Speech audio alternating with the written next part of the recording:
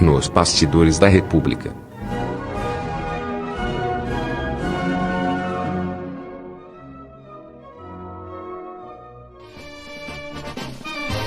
A história do Brasil é repleta de fatos marcantes, como um dos mais importantes tem a proclamação da República.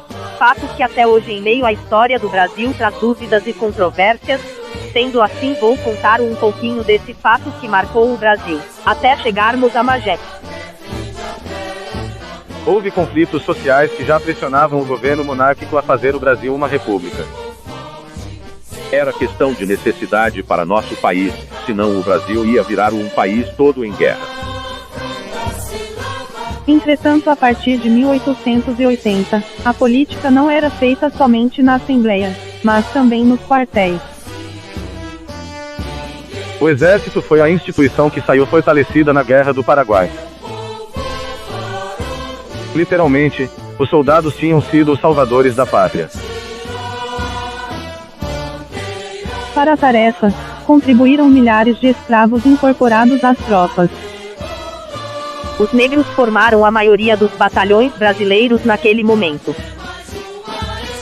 Para não morrer nas batalhas, os aristocratas tinham o direito de mandar os escravos em seu lugar. Além disso, para aumentar o número de recrutas, o governo ofereceu liberdade aos escravos que fossem guerrear. Com isso, mais um elemento veio afastar o exército da monarquia.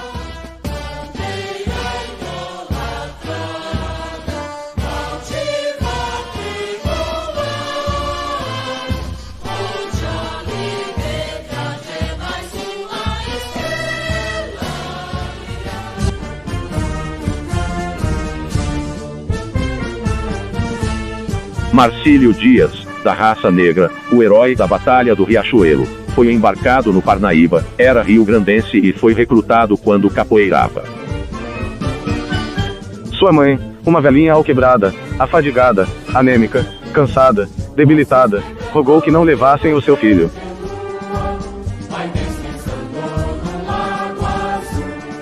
Foi em vão, Marcílio partiu para a guerra e morreu defendendo a bandeira brasileira, deixando um legado de patriotismo para o país. A escultura representa o marinheiro Marcílio Dias no momento de sua luta final, já ferido e esperando a morte. Sua postura é de bravura, por permanecer em pé e não se ter entregar à derrota. Suas vestes reportam a uma farda militar, trazendo resquícios de desgaste e de superação de combate. Outro fato que contribuiu para a proclamação da República foi que o Brasil vinha crescendo economicamente na produção de café, e desta forma, nos polos econômicos como São Paulo, Rio de Janeiro e Minas Gerais, as classes médias e altas cresciam muito e os cafeicultores queriam de alguma forma influenciar na política de nosso país, entrando assim para a política, descentralizando o poder.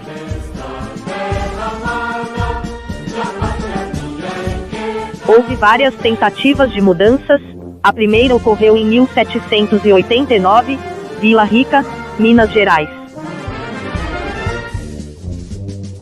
onde vivia Joaquim José da Silva Xavier, o Tiradentes e outros revolucionários que tentaram modificar a realidade,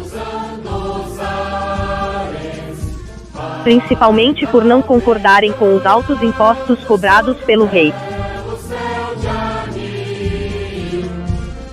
Esse movimento recebeu o nome de Inconfidência Mineira, e não acabou nada bem, pois Tiradentes sendo preso e enforcado, encerrando temporariamente com as manifestações. Depois, em 1824, outro grupo revolucionário, agora de Pernambuco, tentou ir contra o imperador, constituindo a Confederação do Equador. Ação que durou apenas 4 meses e também resultou na prisão e morte de muitos dos envolvidos. Seus líderes, Frei Caneca, Cipriano Barata e Emiliano Munducuru, acreditava que era necessária a adoção de reformas sociais urgentes.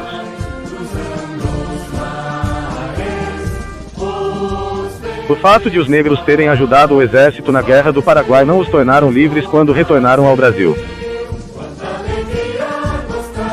Alguns permaneceram como escravos, ou seja, não ganharam a alforria de seus donos. Assim, logo após a princesa Isabel assinar a Lei Áurea, João Maurício Vanderlei, barão de Cotegipe, o único senador do Império que votou contra o projeto de abolição da escravatura, profetizou: a senhora acabou de redimir uma raça e perder um trono.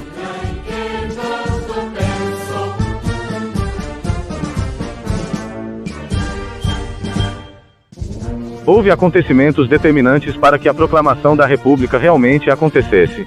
Os fazendeiros ficaram descontentes com a abolição da escravatura e exigiam que o imperador os indenizasse. Os militares do exército brasileiro estavam descontentes com a proibição imposta pela monarquia. Os militares não possuíam uma autonomia de tomada de decisão sobre a defesa do território, estando sujeitos às ordens do imperador e do gabinete de ministros, formado por civis, que se sobrepunham às ordens dos generais. De acordo com a Constituição de 1824, a Igreja Católica estava subordinada ao Estado, sendo frequente a interferência governamental nos assuntos religiosos. Constava que nenhuma ordem do Papa poderia vigorar no Brasil sem que fosse previamente aprovada pelo imperador. Com essas insatisfações, estava evidente em todas as classes sociais o desejo de mudança na política do país.